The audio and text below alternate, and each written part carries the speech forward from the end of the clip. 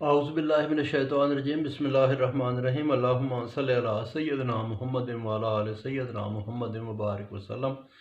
اچھا جی، قرآن مجید کا پارہ نمبر 11 کا خلاصہ، اس میں کل 16 رکوع ہیں، اور اس میں پہلے رکوع میں ذکر ہے کہ مہاجرین و انصار پر اللہ راضی ہوا، جس سے بات آتی ہے سمجھ میں، رضی اللہ تعالی عنہ۔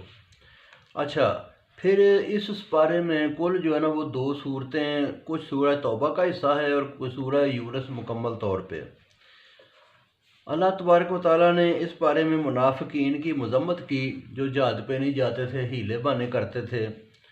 پھر مومنین و مومنات کی تعریف کی، اور اللہ تبارک و تعالیٰ نے یہ جو لوگ نہیں گئے تھے جہاد پہ غزوہ تبوک میں، ان کو اللہ تعالیٰ نے ان کی مذمت کی۔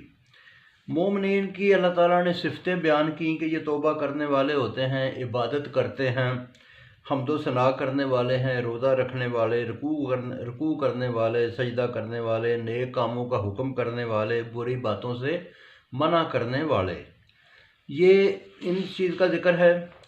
پھر اس کے بعد جو ہے نا، یہ اس غزوہ تبوک میں 3 لوگ نہیں جا سکے تھے، ان کی جو ہے نا اللہ تعالیٰ نے مذمت کی کہ یہ جو پیچھے رہتے ہیں بغیر کسی وجہ کے، تو یہ ٹھیک نہیں ہے۔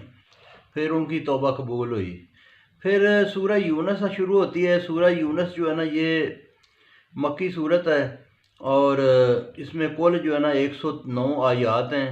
سورہ یونس میں اللہ تعالیٰ نے قرآن پاک کی عظمت کو بیان کیا کہ یہ دانائی والی کتاب ہے، توحید کا ذکر کیا کہ خالق مالک رازق اللہ کی ذات ہے، ہر کام کی تدبیر وہ کرتا ہے۔ روز قیامت کا ذکر کیا کہ قیامت میں لوگوں کو جمع کیا جائے گا۔ پھر اس کے بعد حضرت ہارون اور حضرت موسیٰ، حضرت یونس، ان کے قصے جو ہے نا اس میں اللہ تعالیٰ نے رکھے۔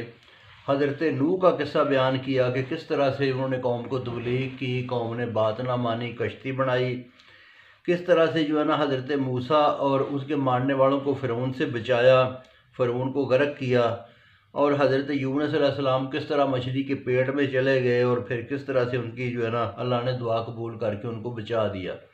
تو یہ اس میں بیانات ہیں، باقی پھر سناؤں گا جی۔ بہت شکریہ۔